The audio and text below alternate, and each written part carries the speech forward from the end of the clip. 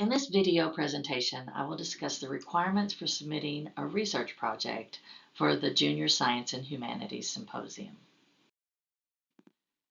The goal of JSHS is to encourage all students grades 9 through 12 to conduct a research project that will help them for their college and career experiences. This annual competition is held by the Department of Defense and administered by the National Science Teaching Association. JSHS promotes science through STEM research and experimentation at the high school level. It does not cost anything to register, and participating students can converse with their peers and professionals in the STEM fields. There are several benefits in participating in the Junior Science and Humanities Symposium. Students will receive public recognition and certificates of participation. They increase their self-confidence in public speaking. Students can make connections to future research opportunities and potentially have access to university and industry laboratories through the JSHS program. The Junior Science and Humanities Symposium also has a virtual mentoring program where students can ask questions regarding the research project. In order to find out more about the mentoring process or becoming a mentor to another student, please go to the link that can be found on this page. Virtual mentors are available year-round through the Cronus platform and can be found on the link at the top of this slide. Mentor resources are available year-round to support students through this competition season and through non-competition time for them to be able to compete or improve the projects for their next year's program. The core rules of competition are threefold. You have eligibility rules, you have team projects, and you have additional information. Students may compete in only one regional symposium. They must be a U.S. citizen.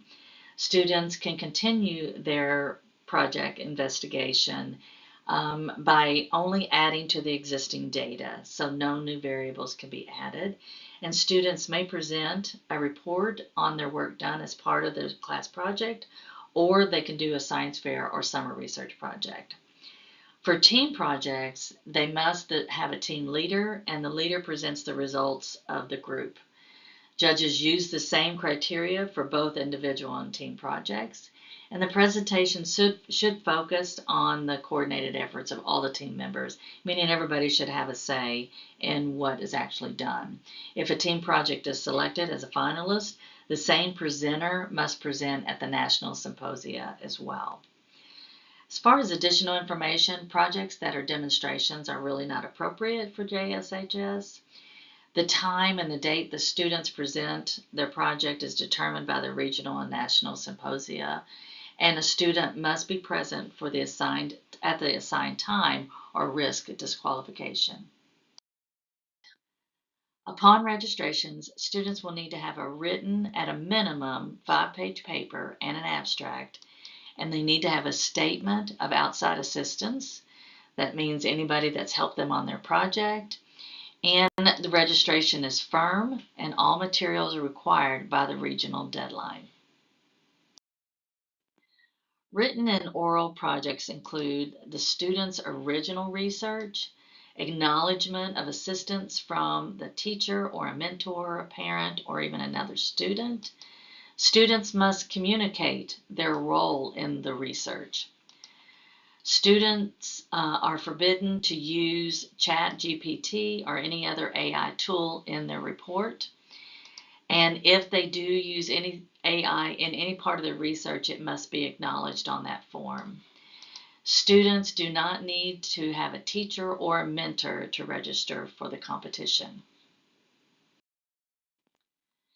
The schedule and deadlines for this year's symposium is generally in window from October to January. The Junior Symposium registration is open now. It generally opens up in October. February 25th, 2025, the symposium will be held at Mississippi State University and the registration deadline is February 5th, 2025. In April, the National Symposium will be held, and any finalists that qualified at the regional level will be have an expense-paid trip to the National Symposia to defend their project there. For submissions to the Junior Science and Humanities Symposium, again, like I said, you have to have some sort of written report, 5 pages minimum, and an abstract. You need to have the statement of outside assistance, and any supplemental material may be requested if the reviewer feels that it is needed.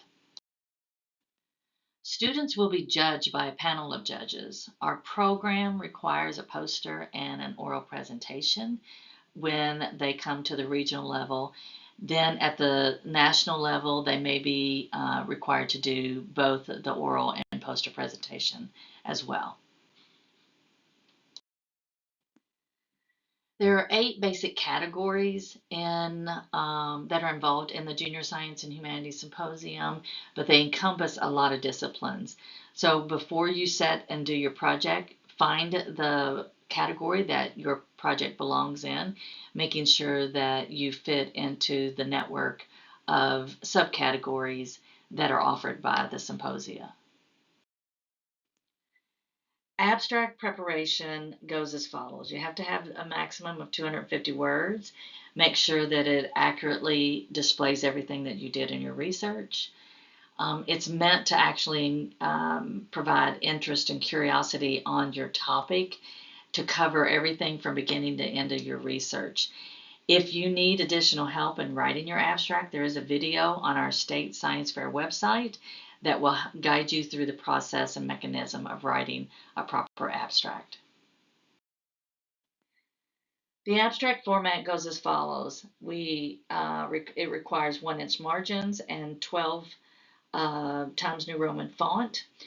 You need to have in the header the title of the research, the author's name, the high school city and the state, the name of the teacher, the mentor, the sponsor, and his or her organization, and any type of subheading that may belong there as well. Include 1 line of space between the heading and the abstract body, and it should be submitted in a Microsoft Word document. For your research paper, you need to prepare it in APA format. Again, you need to have this 5 to 6 pages as a minimum, no more than 40 pages, double spaced as a maximum. Submit papers must be all in double space.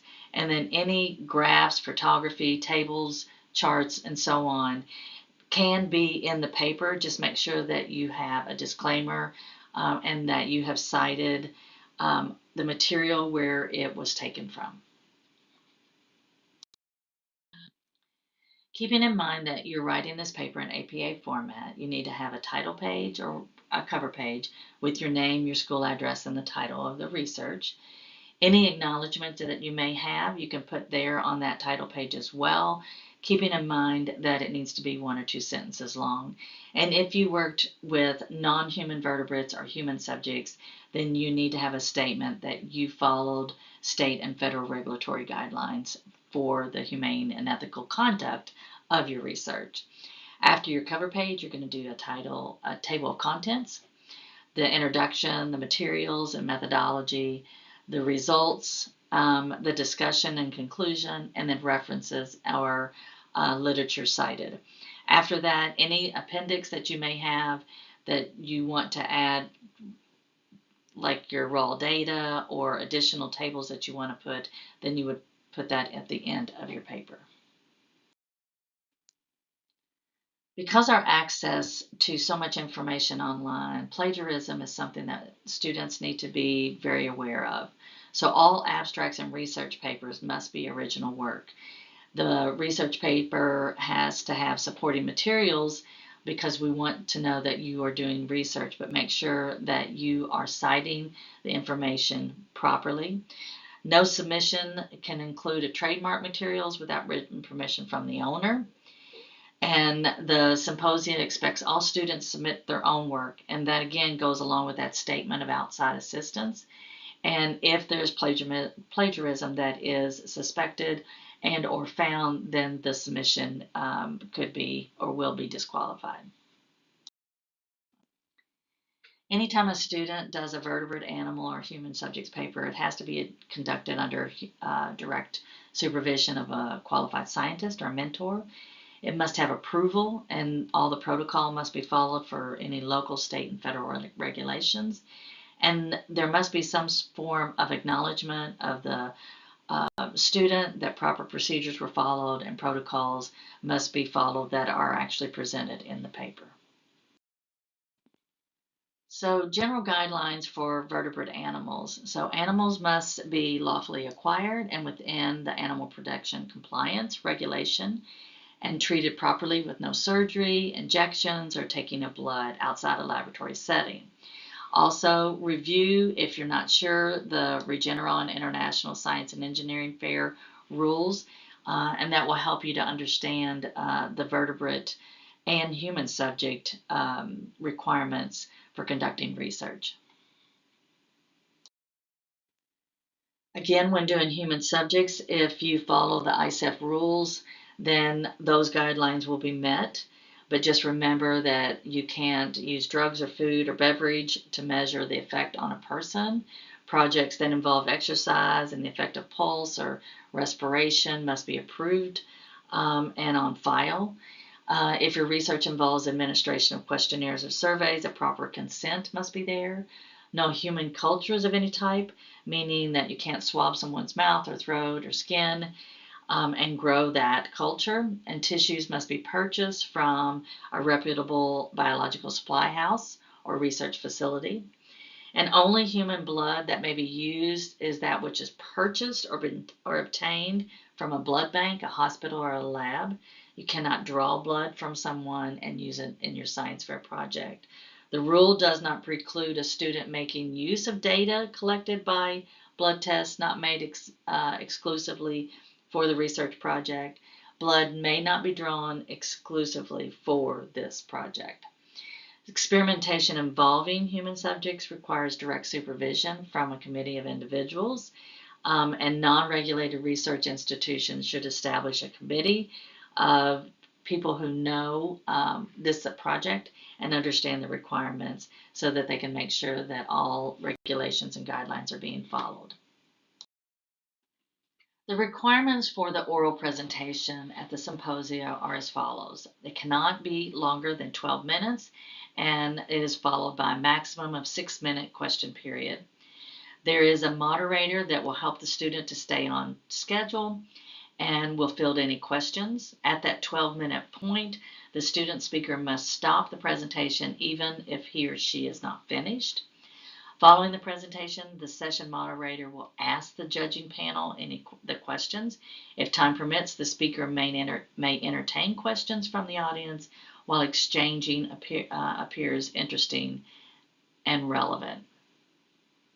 Questions intended to harass the student speaker will not be allowed, and the speaker should repeat a question before answering it. This is very important so that the audience may understand the entire dialogue. Presenters are not allowed to bring anything to the presentation as proof of design or materials. They can only go by what they put on the presentation slide.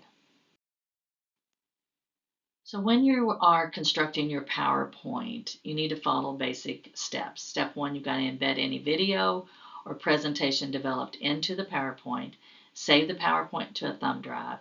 Bring any backup media that you have, and then complying to the basic ground rules set by the symposia.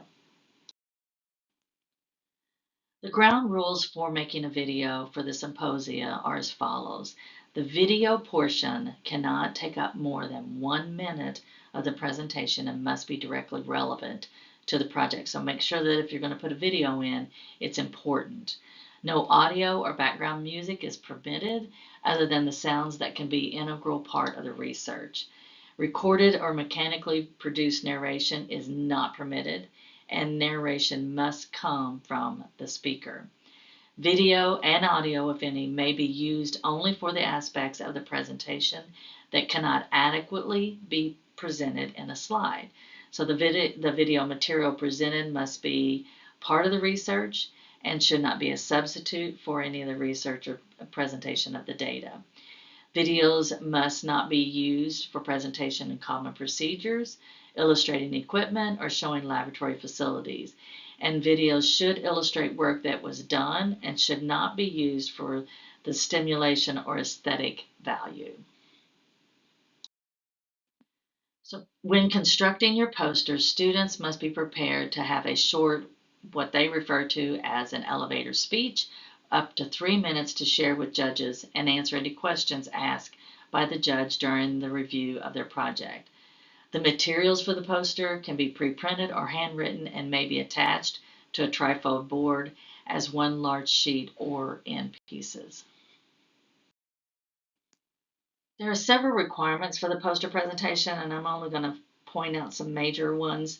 Basically, your poster is 36 inches by 48 inches wide, and if you include 2 trifolds, the dimension is 12 by 24 by 12. That's a basic size of the trifold board. Header boards are allowed, but they can be no bigger than 10 inches high, 36 inches wide, and should only have the title, and should be visible for 4 feet. That means that you need to make sure that the font is big enough that you can see that. The poster should be balanced in a logical manner. So setting it up, you should be able to read your poster from left to right and try to keep as much text to a minimum as possible. Make more emphasis on your graphics, your tables, your charts, whatever, so that you can explain your projects. And any photographs must be of only the student researcher. There cannot be another person's photograph on the poster. Make sure that any pictures, though, are in color. You cannot have any hazardous materials or specimens, apparatus, chemicals, all those things that apply to a science fair. You cannot have those out at your poster as well. Only the printed material that's attached to your presentation board. And all of the materials must be printed and poster ready prior to arriving to present your project. The presentation piece is perhaps one of the hardest things for students. You need to remember that you are the expert of your project. You know it better than anybody else. Explain your research in enough detail so that they will understand it, but not overwhelm them. Stay away from jargon, acronyms, unnecessary terminology, colloquial language, so that everybody understands what you are speaking about. Graphs and tables help to explain your results, but keep them simple and readable and uncluttered. Focus on important information. So remember what your variables are on both axes. Make sure that they're labeled and why it's important that the graph that you are speaking about and what it does to your project. Make sure that you reference the shape of your line.